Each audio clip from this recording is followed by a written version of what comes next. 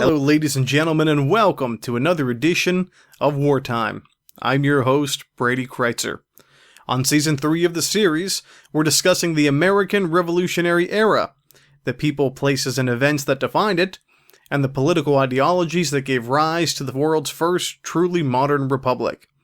As always, remember, history is best when it's shared, and you can follow me on Twitter, @Brady Kreitzer. Keep up with news and appearances on my author's website, bradykreitzer.com. And of course, your home for everything wartime on the web, wartimepodcast.com.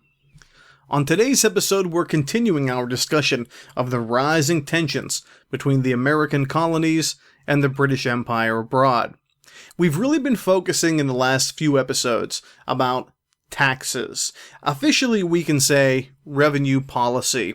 And what we've seen is that the American colonies have viewed any tax levied on them, in any way, shape, or form, as a problematic tax. We saw the Sugar Act of 1764 arouse suspicion amongst the very wealthy mercantile class of Boston, Philadelphia, New York. And we've seen the Stamp Act become highly politicized and push the colonies to a breaking point. It's important we note, at this point in the discussion, that no one is talking about revolution yet. What you're seeing are angry British subjects who are demanding British rights. They're not talking about American rights. They're not talking about infringement of their natural American rights. They're phrasing all of the debate and all of the discussion in terms of their rights as Englishmen. That's what we've seen thus far. It's been a tumultuous time in the American colonies. There's no question about that. But what we've seen in the last few episodes is that if there really is one ground zero for this anti-imperial sentiment, if there really is one targeted area where most of this hostility is fomenting, it's becoming New England, specifically Boston. Now, today's episode is going to be all about Boston, and more specifically, all about Massachusetts, because in the minds of many of the people on all sides of this debate, the real heart of anti-imperial sentiment can be found there. It's no surprise that early on, Britain's native allies, those peoples on the frontier, will refer to all revolutionaries as Bostonians. They wear that as a point of pride. I think it's very revealing, though, and very important for us to really understand this more.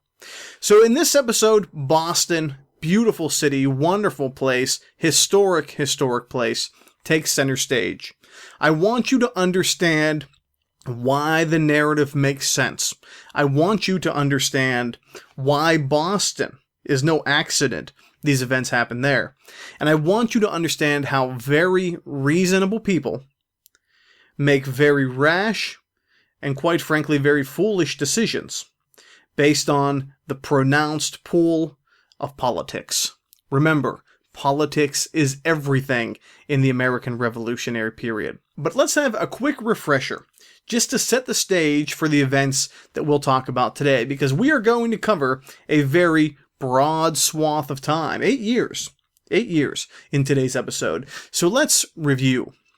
The 7 Years' War has come to an end. The British are victorious against their French enemies, but they find themselves in huge, crippling debt. And not only that, they find themselves with a massive empire that they, quite frankly, are not in a position to exercise appropriate control over, given their current circumstances.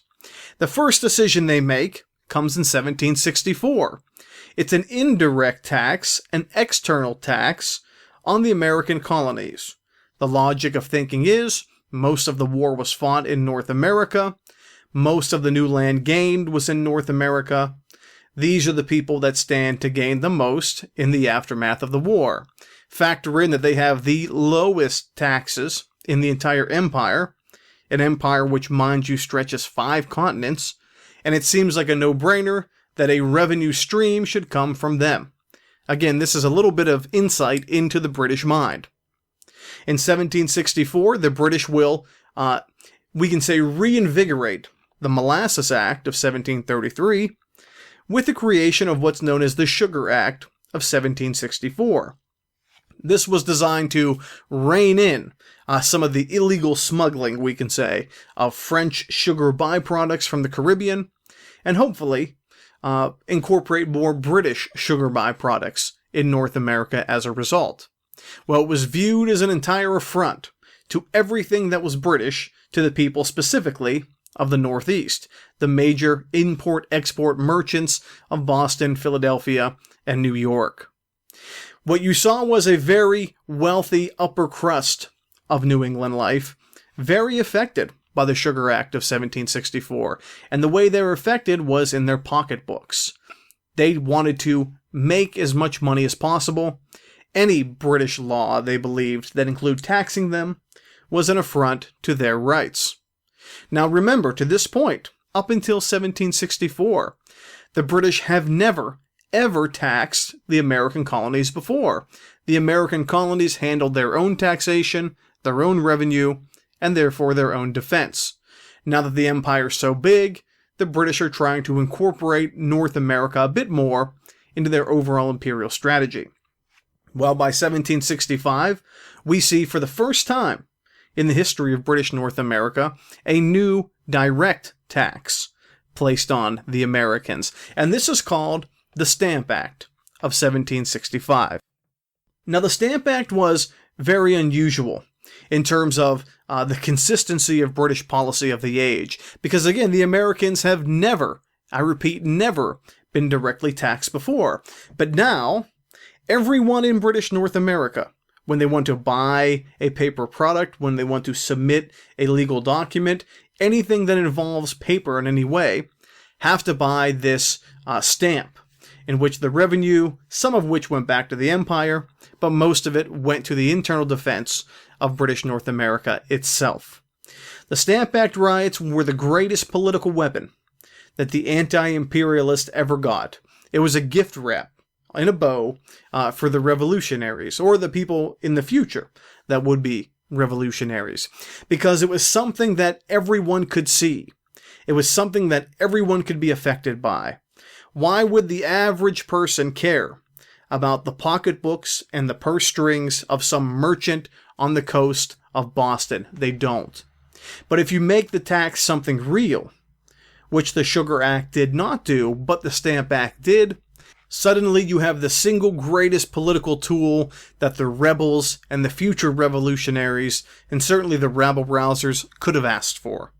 All across New England, in Philadelphia, in New York, you see these renegade groups of angry protesters who call themselves the Sons of Liberty, rising up and demonstrating. Some of them are damaging imperial property. Some of them are burning likenesses of tax collectors. Some people are even tarred and feathered in this time. You see very extraordinary action, which causes administrators back in London to take a very hard look at what exactly their policies are doing.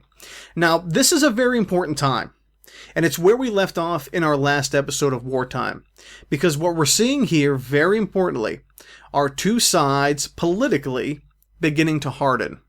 I really believe that when an issue becomes political, the people become silly in response. Suddenly, it's about scoring points, brinksmanship, more than about getting something done and finding appropriate and sometimes creative solutions. One side digs in, the other side digs in, and it's really, truly a race to the bottom. And the people that suffer are the average folks of the day, not the wealthy, upper crust individuals who are largely fighting the fight. But here's what we see in 1766. The Sugar Act and the Stamp Act are repealed. For the British, the issue is just too hot, and there is significant damage being done in North America. They have to back off. They know it. For the Americans, it's a victory. And again, the term Americans I'll use very broadly, but really you're talking about a very small group of people who are politically engaged to the point of being part of this debate. For them, they've made the empire back down. Very important. They do not seek independence. That issue is far off at this point. But they prove that they have the power to compete in a global market. And suddenly, if you're British, you have to take a good hard look at what just happened. You should be in charge. The mother, England, should control the daughter, America. But it's not working that way. It's not happening. So the hardliners in Britain demand a retaliatory response. What occurs is one of the great missteps in the entire age. In my opinion, I believe the British will make every wrong decision to quell these debates and quell these issues in 1765 and all the way to 1776. There's a lot they could have done to diffuse a very troubling situation in the American colonies. But instead, they turn to politics. They turn to brinksmanship. They puff out their chests, and they do their best to reassert their authority. After the Stamp Act is repealed, almost immediately, within a few months, the British Empire will announce what they call the Declaratory Act. And the Declaratory Act is not really a new law. It's not really new policy. But what it is a very public demonstration that the British Empire is in command. Their power is supreme in their world. The American colonies may not like the rules, but they do have to follow them. The Declaratory Act was really a public admonition of the American colonies for their public and open display of insubordination. The Declaratory Act. This will not serve to calm anyone down. This will not serve to stamp out any fires. Instead, it fans the flames. We're talking about, and I'll stress this again, a very small amount of people in 1765 and 1766 that are openly angry with the British Empire. This is largely an urban phenomenon. This is largely a northeastern phenomenon. You don't see people in Virginia. You don't see people in North Carolina or South Carolina or Georgia participating in this at all. You don't see it. And this is, again, part of the issue. When the Declaratory Act is revealed, when it's put in place, it serves as one of, again, another great pieces of political propaganda that the American rebels, the American inciters, we can say, can really spin to their favor. Now, this is going to take us to the year 1767. In 1767, we have a bit of a peace going on in North America.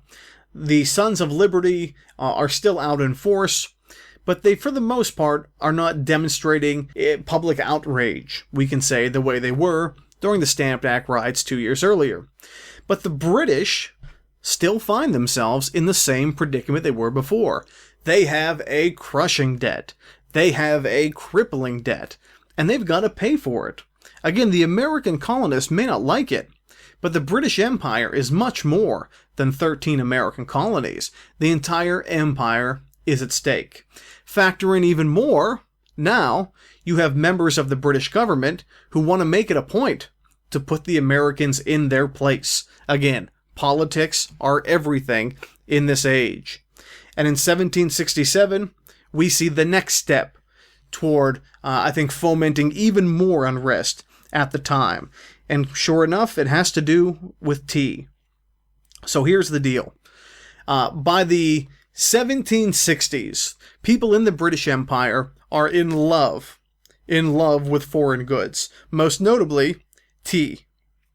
Now, I ask my students this on a regular basis, and we always get a good laugh out of it. But I ask them, what is the most British drink you can think of? And inevitably, tea is the answer. Tea. Well, here's the issue. Tea grows in East Asia. Tea does not grow in England. The best tea in the world, the only tea that an Englishman would drink, will come from East Asia. Yet that is the least English place in the world. I mean, you're not talking about tea being grown in England as England's great national drink. You're talking about tea imported from the other side of the world. That, my friends, is empire, and it's why I do what I do. Those dynamics are just endlessly fascinating to me. I mean, not to get off topic, but I will. You ask anyone in the foodie world where you get the very best Indian food on the planet? The answer, surprisingly, is going to be London, England, not anywhere in India. And that's an amazing thing. I mean, tikka masala is like the quintessential Indian dish for most Westerners. And it's also one of the national dishes, in many ways, of Britain today. So it's an amazing thing. And the American colonists, you have to remember, are part of this globalized economy. While the Americans want tea, they have a heavy desire for tea. And the British want to give it to them. But remember their mercantile system, their closed economy. By 1767, it's not reaping the benefits it's really designed to, and it has to do with tea. The British will establish, effectively, their own small navy in the 17th century for bringing tea from the East back to England. They call it the British East India Company, and they put some great restraints on this group of investors. Most notably, that the British East India Company cannot sell tea to anyone but England. Again, the Americans want tea, the people in the Caribbean want tea, we know that. But if you filter the tea through England and let the British, import-export brokers have their share, you really tend to centralize the wealth in the heart of the empire. And for them, that makes total sense. Well, they have a very real problem by 1767 with this system. It's that as they bring tea in from the East in the British East India Company, the British will put a tax on that good. Of course, that tax in terms of price will be trickled down to the consumer, and tea will be more expensive. So Americans will buy tea from the British, but they buy it at a premium rate, a very expensive rate. And obviously, if they could find a cheaper alternative, they would. Well, sure enough, here comes this globalized economy. The Dutch do precisely what the British do. They have a company that brings tea from the East to their own world, but they place no tax on it. And they'll sell directly to the Americans. So just as we saw with the French using molasses in the Caribbean, the American colonists are buying illegal, by British standards, tea for a cheaper rate. We call it smuggling. And as much as we don't like to talk about it, much of the American economy in the 1760s, and really before, was built on illegal smuggling of goods from other European powers. Sort of an amazing thing. So this leads us to 1767. In 1767, the British Empire will pass what they call the Townshend Revenue Act of 1767, which, again, tries to balance out an economy designed for them to control by placing strategic new taxes on goods that will require Americans to buy British rather than illegal foreign goods. Charles Townshend, the Chancellor of the Exchequer, will really come up with this in 1767. And you might wonder, if we just saw some very severe outrage in 64 and 65 over the Sugar Act and the Stamp Act, so much so that the empire actually had to back down, why in the world would they try to implement a new tax on imported goods like tea, something that all Americans will drink on a regular basis? It doesn't seem like the best way to calm unsettled nerves. And I think this is what's really important about the politics of the American Revolution. When you look at the issue from the beginning in 1763 to the end, 20 years later in 1783, the Peace of Paris that ends the war, what you have is a real disconnect in perspective from one side and the other. The Americans see one event one way. The British, as hard as they try, can't see it the same way. And I think the Townshend duties, these new taxes on imported goods like tea, like stamps, like glass, like paper, like paint, I think this really reveals one of those disconnects in 1767. From the perspective of the British, they believe the Americans are upset about direct taxes being placed on them. Direct internal taxes, that is. So they believe, well, if we, of course, still need to raise revenue, if we place an indirect external tax on them, well, they'll be okay with it. And the Townshend duties are not an internal tax. They're an external tax. It's a tariff on, again, goods coming into the continent. This does not really affect Joe Schmo down the street. This does not really affect Mrs. Abbott on the farm outside of town. This, again, directly hits the pocketbooks of the people who make their living, the mercantile wealthy class of Boston, importing and exporting goods. But this will come at the worst possible time. And again, the British don't really see the problem. They say, this is an external tax. I thought you, the Americans, had a problem with internal tax. But what they don't realize is it's become so political at this point that now the Americans have a problem with all taxes. All taxes. All taxes now, even the smallest tax, are viewed as a great infringement of their rights, at least in the minds of some. For the people who are spinning these politics, they say keep the taxes coming, because it gives them more power and ultimately lets their message grow even more. When this occurs, you begin to see some pretty extreme backlashing occur. Americans begin to boycott British tea, specifically. They begin to buy tea from Canada, from Labrador. It's a lesser quality tea, but it's one that they believe can really serve their purpose for the time being. To get a political victory, they'll suck down the lesser tea with no issue. Well, what we'll see out of this occurs, the Prime Minister of Great Britain, Lord North, really begins to look hard at this debate. And he sees the problems, and he sees the catch-22. They're damned if they do, and they're damned if they don't.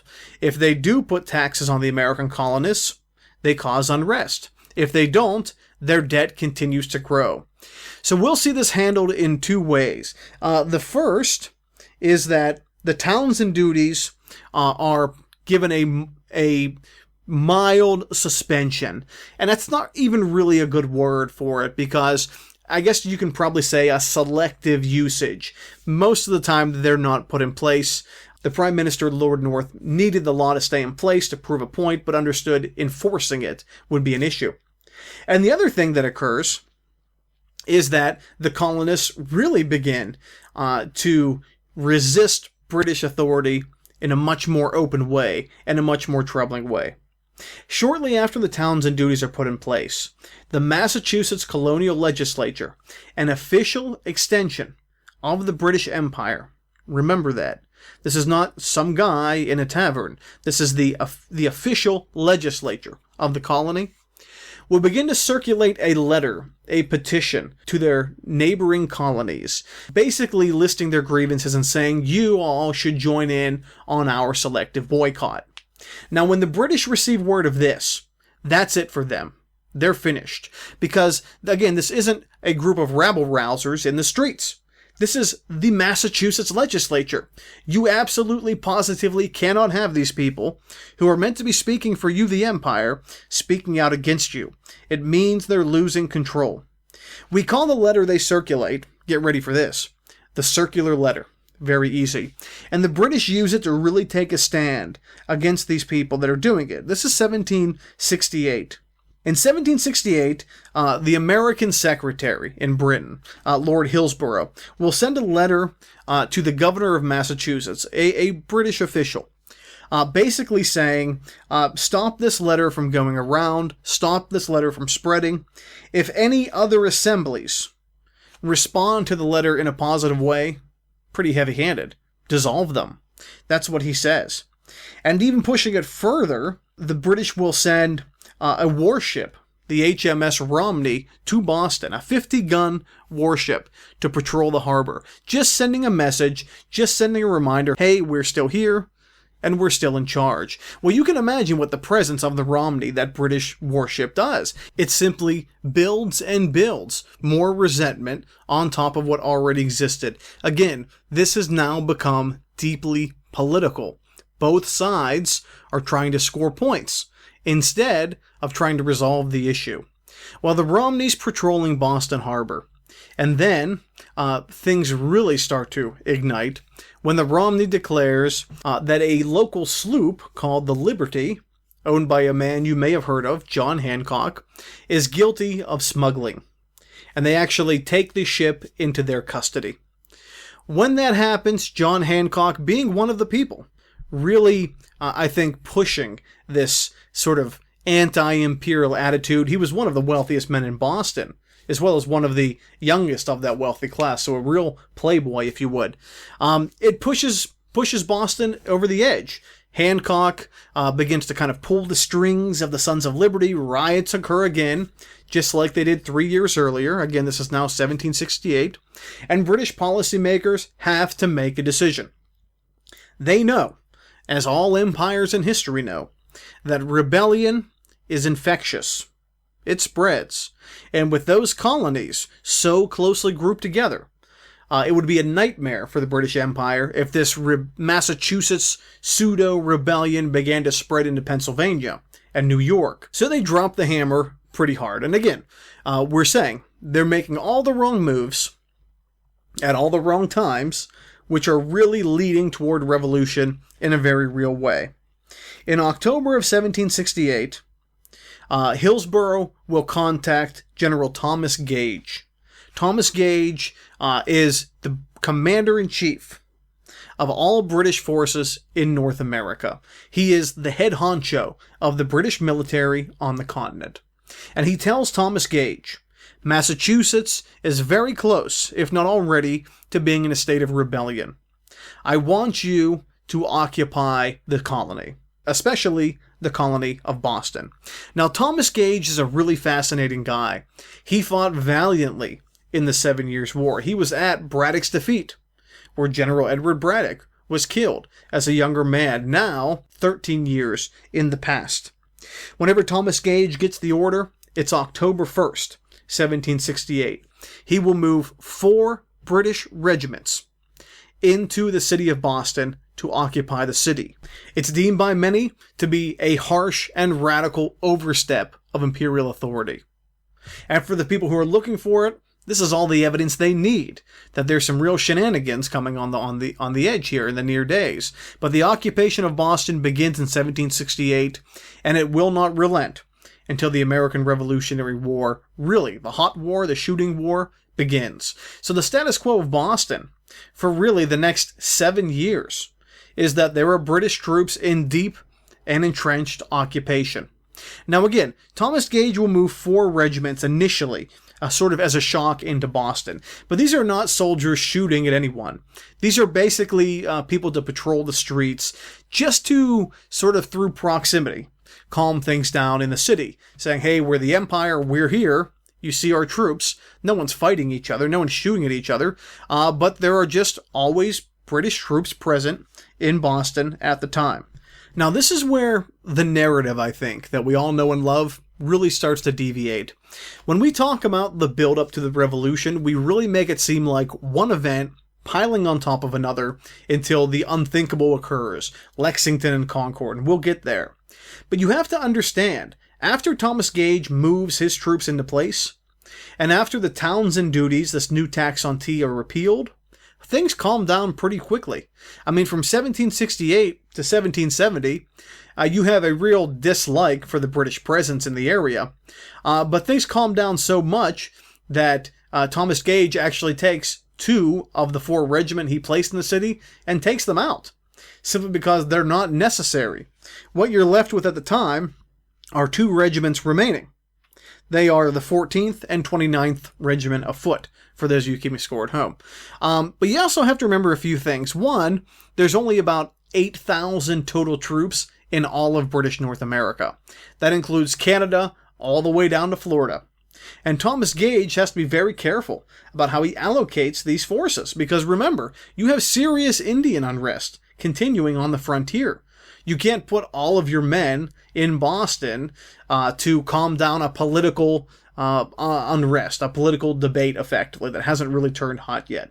But that's the way things will be until the year 1770. The presence of the British are there. They're not welcomed.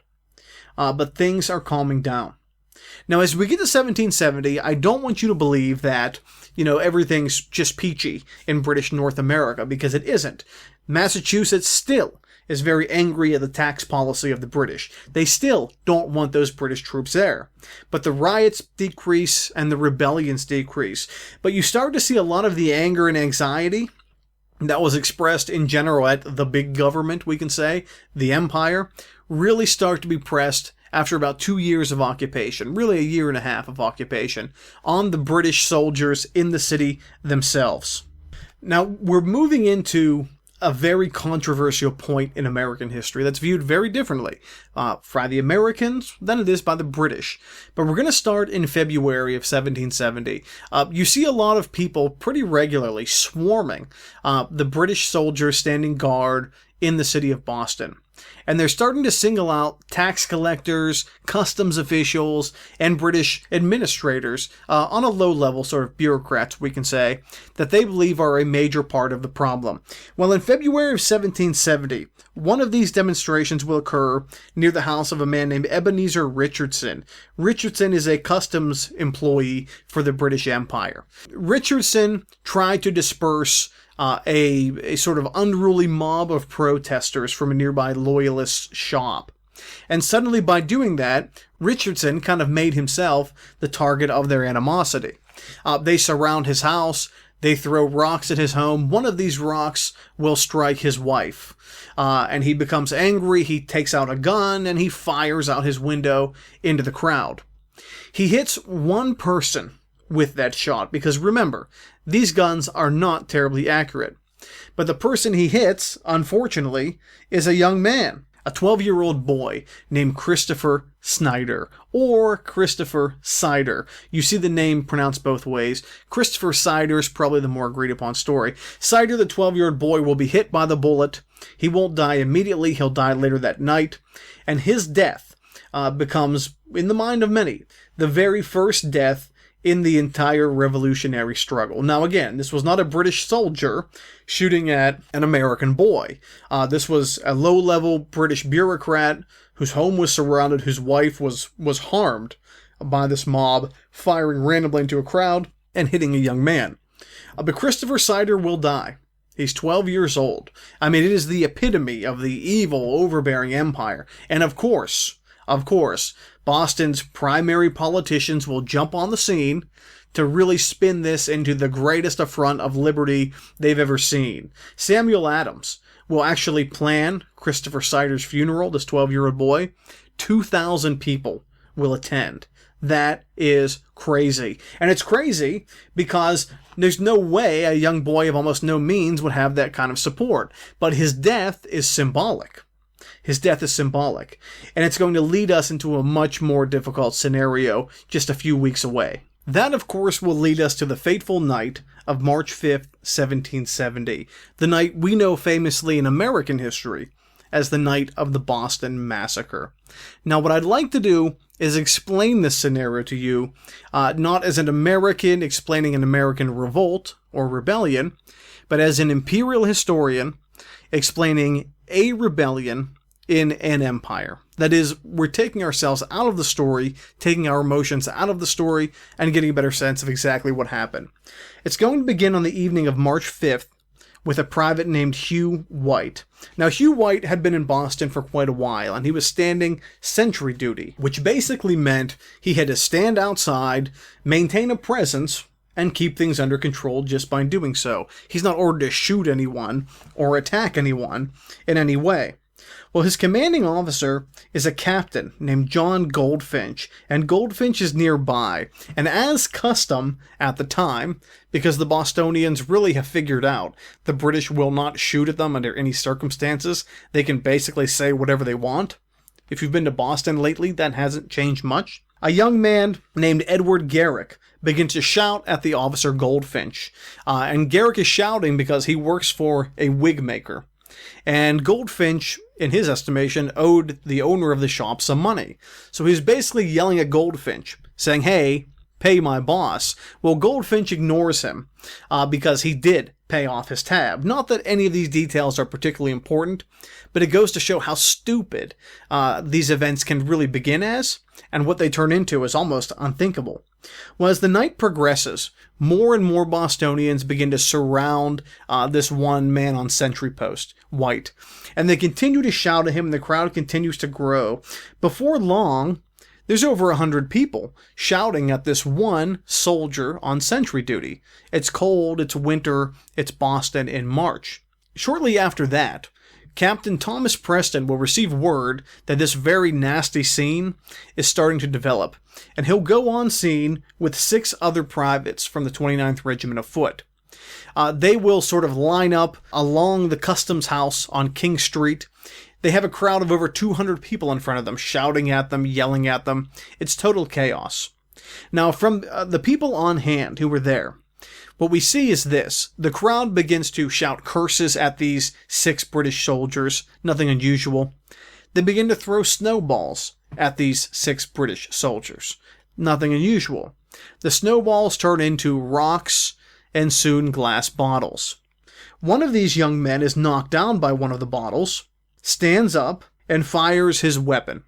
Shortly after, in the chaos and the melee, the other men of his party, 6 of them, will randomly fire as well. They're never ordered to fire, and by most accounts, someone shouted, "Damn you, fire," from the crowd of Bostonians, right? Egging them on, goading them into it. But it happens. By the end of it, 11 men were hit. 5 people would die. Now, if you're the British Empire and you're viewing this, this is a worst case scenario. Because you know you aren't what the Americans in Boston are making you out to be. But then again, you've just shot 11 people and killed 5. Whether it's intentional or not is up for debate. The crowd begins to panic. They disperse at first. They soon rally together, very angry, as these dead bodies lie in the streets. And the acting governor of the colony, Thomas Hutchinson, a man who is no friend to the Sons of Liberty, will soon emerge and say that there will be an investigation.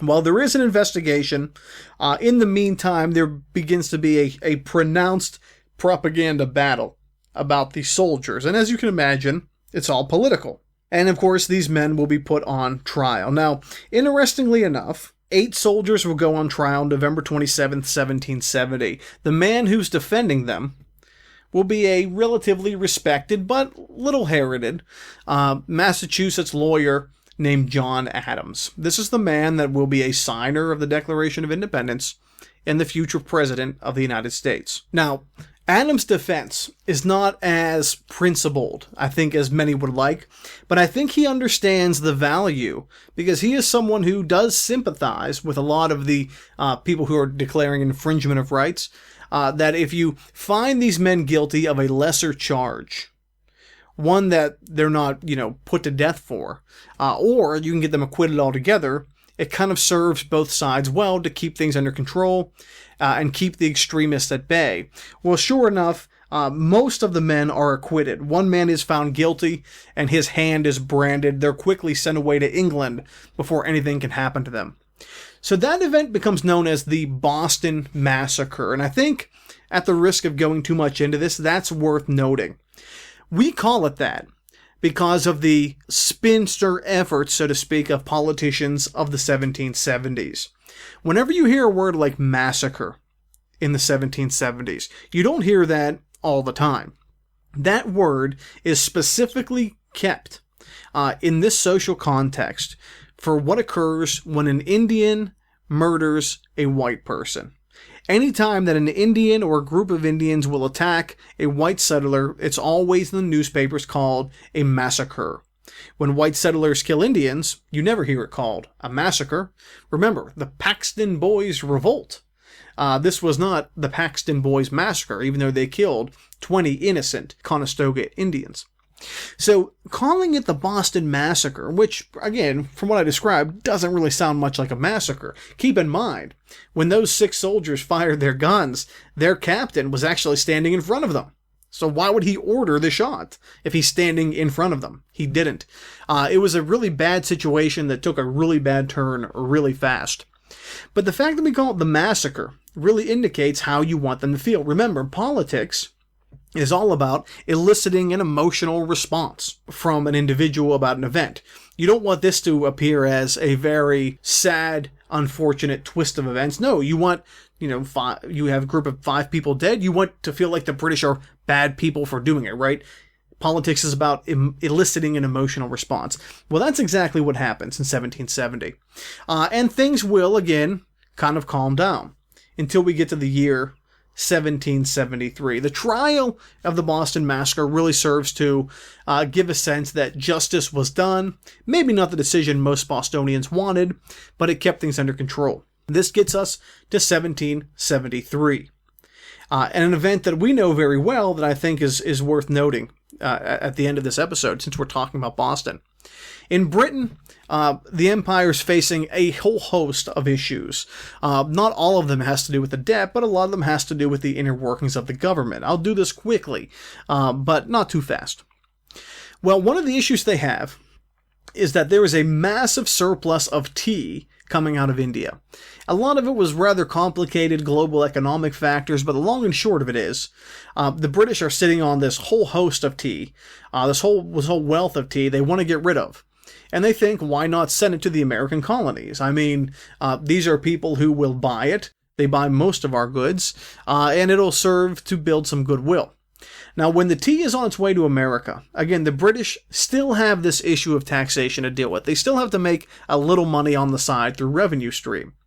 So what they decide to do is sell the tea at an extremely discounted rate. Cut the price of the tea virtually in half. And then they'll add a small tax on top of it that the Americans will have to pay. So let's say the tea costs $10 a crate. Well, they cut it down to $5 a crate, plus a $2 tax, still giving you a $7 total, which is $3 less than your original payment anyway. They're effectively giving cheaper tea. And from the British viewpoint, nobody can be upset about this. I mean, it would be crazy to be upset about this. You're getting tea at a discounted rate. Again, they cut the price in half virtually. They added a small tax on top, but even with that tax, the tea is way cheaper than it would have been normally anyway. Well, of course, the politics of this have hit a boiling point. And in America, any tax is viewed as one tax too many. So even though the Americans are getting a sweet deal, quite frankly, on tea, they will not purchase the tea because they refuse to pay the tax. Remember, they're actually getting a better deal with the tax than selling the tea without it. But they would not do it. And that tax is part of the Townshend duties that was sort of remaining behind here in 1773. Well, the tea ships arrive in Philadelphia and New York, and they're turned away. The people are waiting on the dock. They will not buy this contraband tea. And the tea ships arrives in Boston, and the governor, Hutchinson, refuses to let it turn away. He wants to make a point. He wants principle to take command. He says this tea will be unloaded. Now, how much was the tea tax? It was 3 pence. Okay, 3 pence. What that means is the average Bostonian would have to drink about 100 gallons of tea before they paid the equivalent of a modern dollar in taxes. Think about how Looney Tunes that statement is. These people are standing on the docks, rioting, rebelling, over paying a 3 pence tax on tea. Again, they'd have to drink about 100 gallons. 100 gallons before they even spent the equivalent of a dollar. Clearly, this is not about taxes. Clearly, taxes are a symbol of something else. Taxes are now a symbol of sovereignty. And again, when the extreme voices on each side take command, the first casualty in any war are the moderates in the middle. Well, as they sit in Boston Harbor, the tea ships won't be unloaded. The people won't let them be unloaded. The Sons of Liberty in 1773 in December will paddle out in the middle of the night. We know the scene. And they'll throw the tea off of the boats into Boston Harbor. Both sides have really spun this. I'd like to touch on just briefly about what it really looked like. The Americans who went out there were not doing so full of fire and brimstone. I mean, they were a very subdued, calm group. They just tossed the tea overboard. They didn't damage any property aside from the tea. In one case, a padlock was broken on the boat, and the American rebels actually replaced it. In another instance, one of these tea partiers, we can say, was caught stuffing tea into his pockets. The men with him actually stripped him naked and, of course, took back the tea and sent him home. Because what they were trying to do was send a really expressed and really clear message. This is an age of what we call gesture politics. What that means is you're doing something physical to make a statement. And the Bostonians were great at gesture politics, and the British knew exactly what they were talking about. Of course, from the British perspective, this would be economic terrorism. I mean, you can't argue with that. They were destroying public property to make a political point, to achieve a political goal. From the American side, no, this isn't a big deal. This is just a tea party, right? You see how you take the Boston Massacre and you give a name like Massacre and you make it very bad. But then you give an event like the Boston Tea Party and you call it a tea party, and it seems like not that big of a deal. That still persists in the modern age. Again, it's one event spun by both sides.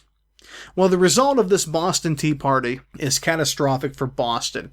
The British will pass what they call the coercive acts to draw Boston into submission. The Bostonians will call it the intolerable acts. But it will be crippling. They'll shut down Boston Harbor. They will cripple the colonial economy as a result. They'll take any number of extreme measures to make sure Boston, what they believe to be the center of this revolution, plays ball. But I really want you to understand in this episode the power of politics, the power of persuasion, the power of ideas, because like all political debates, it's a battle of ideology, it's a battle of opinions, it's a battle of thoughts and practices, it's a battle of not taxes, but basic interpretation of what your rights are. And I would argue that neither side is ever on the same page enough to really see how drastic the decisions of the other really are. It's a very challenging subject. On the next episode, we go back to the frontier to learn about the forgotten war in the West on the eve of revolution. Thank you for joining us. I'm Brady Kreitzer, and this is Wartime.